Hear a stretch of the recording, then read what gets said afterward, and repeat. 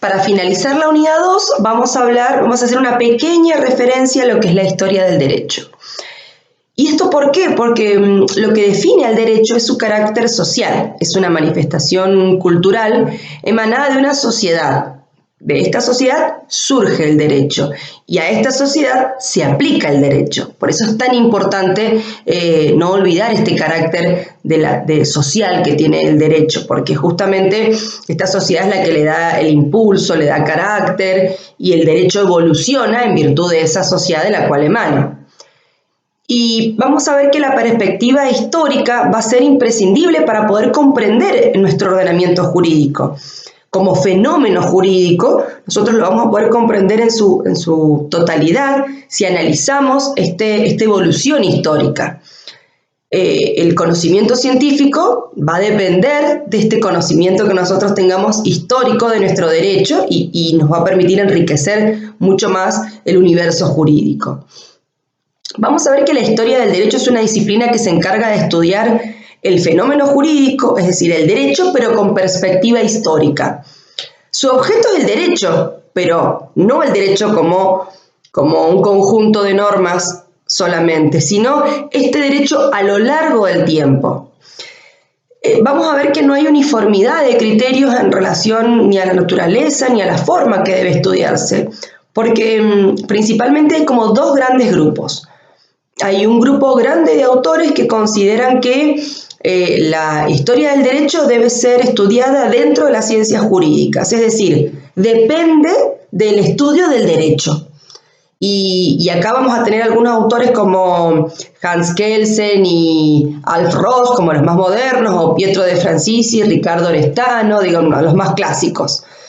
Y entonces para ellos la historia del derecho es parte de la materia derecho, ¿sí? En cambio, la mayor parte de los historiadores del derecho sostienen que en realidad es un tipo de historia, y en realidad la historia del derecho no está dentro de derecho, de la materia derecho, sino que está dentro de la materia historia. Y acá tenemos Francisco Tomás y Valiente, tenemos Helmut Kohl, Francisco Callazo, es decir, varios autores que son historiadores.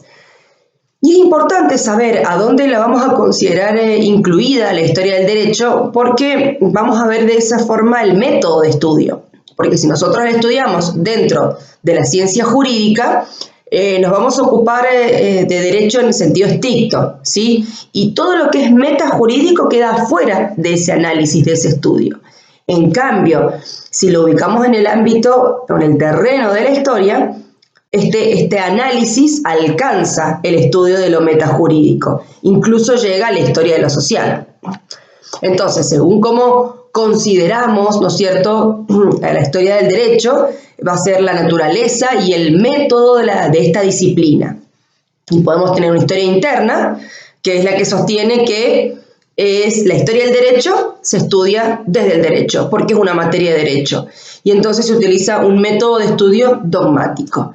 Es un método constructivo, es un método lógico y sistemático, típico del estudio del derecho, porque solo el derecho positivo es derecho. Entonces nos limitamos al estudio de las normas, es decir, vemos cómo una norma se ha ido modificando y eso es lo que estudiamos, nada más. Pero también lo podemos ver como historia externa, donde lo que se considera que en realidad la historia del derecho es parte de la historia.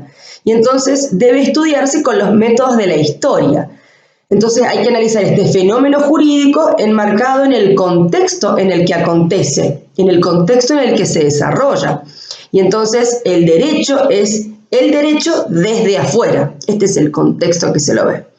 Y por último tenemos el análisis como historia social.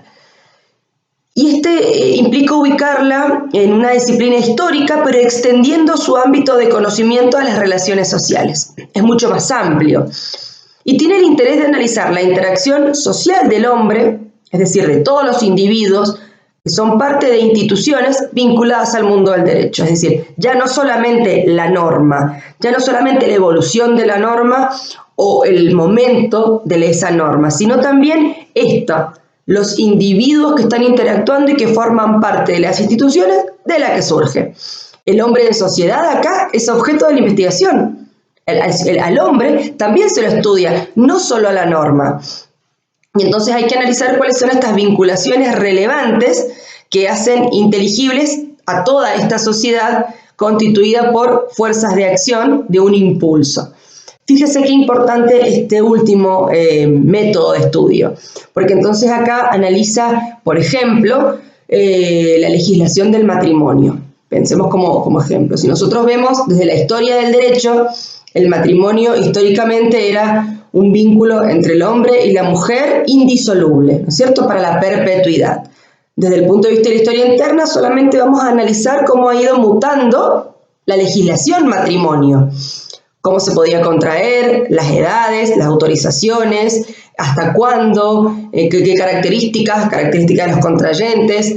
Desde el punto de vista de la historia externa podemos ver, ¿no es cierto?, el contexto social en el que se da, cómo ha ido evolucionando. Por ejemplo, podemos analizar el distanciamiento por ahí que hay entre el Estado y la Iglesia, y entonces la separación entre lo que es la institución matrimonio en el Estado y la institución matrimonio en la Iglesia, sobre todo, por ejemplo, cuando se empieza a legislar con el divorcio.